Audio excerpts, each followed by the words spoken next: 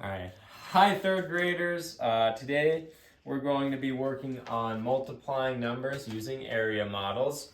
And our objectives that we'll be covering today will be um, uh, multiply one-digit whole numbers by multiples of 10 in the range 10 to 90. For example, 9 times 80 or 5 times 60, using strategies based on place value and properties of operations. That's 3 NBT 3. The objectives that we'll be covering today will be after participating in the area models for multiplication lesson and activity, you guys in small groups will complete the area model worksheet with 6 out of 7 problems answered correctly.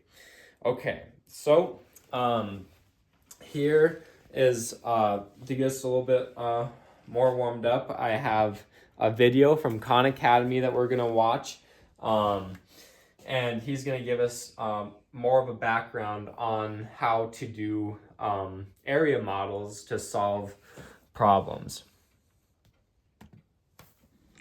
I'm going to multiply 78 times 65 in a little less than standard way, but hopefully it'll make some sense and you'll realize that there's multiple ways that you can multiply. And this is actually the way that I multiply numbers in my head. So 78 times 65. And then we're actually going to think about what the different parts of this process represent on this area model. Okay, so yeah, uh, he gave us a little bit more background on what area models do for us. So if we go over here, we have a few laid out. So this first one, we have 13 and 3. Where you can use the model to find 3 times 13. They are a great way to solve multiplication problems, especially if they are large. And when we use the area model, we have to remember how to find the area of a rectangle. So before we get started, I have a few questions for a little warm up. Can anyone explain to me explain what we mean when we ask what is the area of a rectangle? Okay, great. That's awesome. And what is the formula for finding the area of a rectangle? Oh, area equals length times width. Perfect. Good job. Okay. And knowing how to solve the area of a rectangle can help us solve multiplication problems, obviously. So knowing that formula is the biggest part in making that step of knowing how to solve these problems. So let's look at our graphic organizer here. And notice the rectangle on our graphic organizer is divided into unit squares. So if you notice, this is 3 by 13. So 3 going up and then 13 across. And you can use this model to find 3 times 13. So first things first, we draw kind of like another rectangle here without the squares. This is one way to do it. You can just count the number of squares in the grid, and that gives you your answer. But here's another way to do it.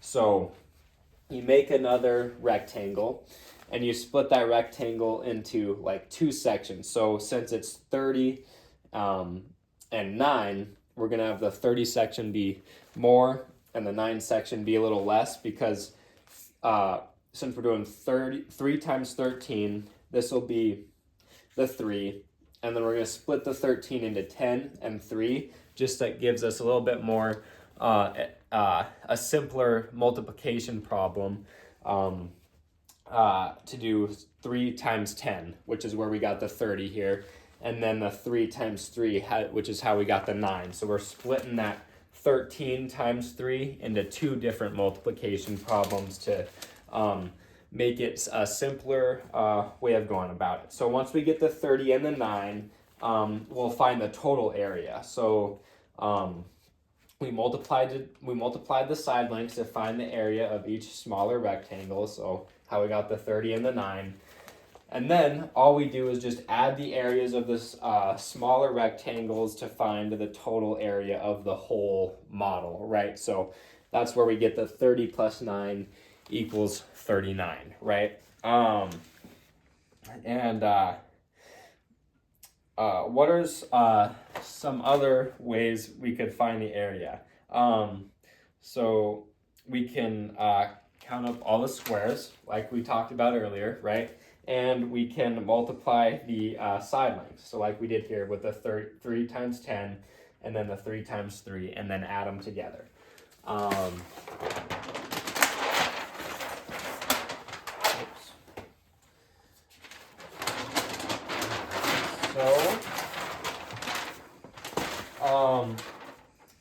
Let's continue on with our multiplication using area models. We're gonna work on some as a whole group, okay? So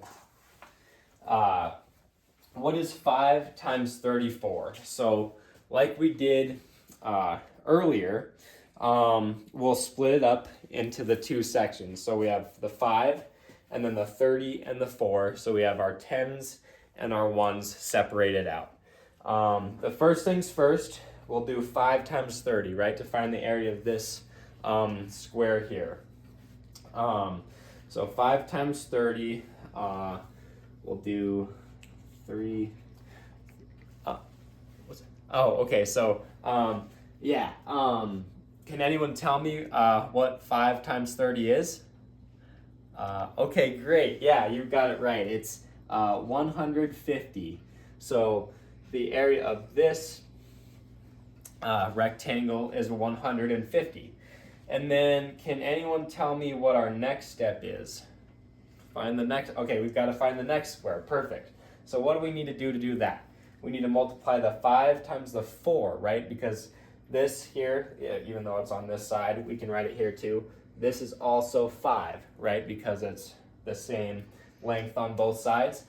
So what we do is 5 times 4, like we did with the 5 and the 30, right? So 5 times 4, 5, 10, 15, 20. Perfect. So we got 20 is the area of the smaller rectangle. And like we did in the last problem, we need to add all the products together to find the area of the original rectangle. So we have 150 and we have 20. So that's right, 150 plus 20. Sorry, I gotta squat down here. So 150 plus 20 is 170, which is all right, units squared, which will be our final answer for the total area of that rectangle. Okay, so now that we have a little bit more background on that, looking at the grid, we can see that we have a little bit more understanding of how we do those types of problems. And I have a little handout here for you guys. It's a lot like what we had here, and you're just gonna fill out in the boxes what each problem is.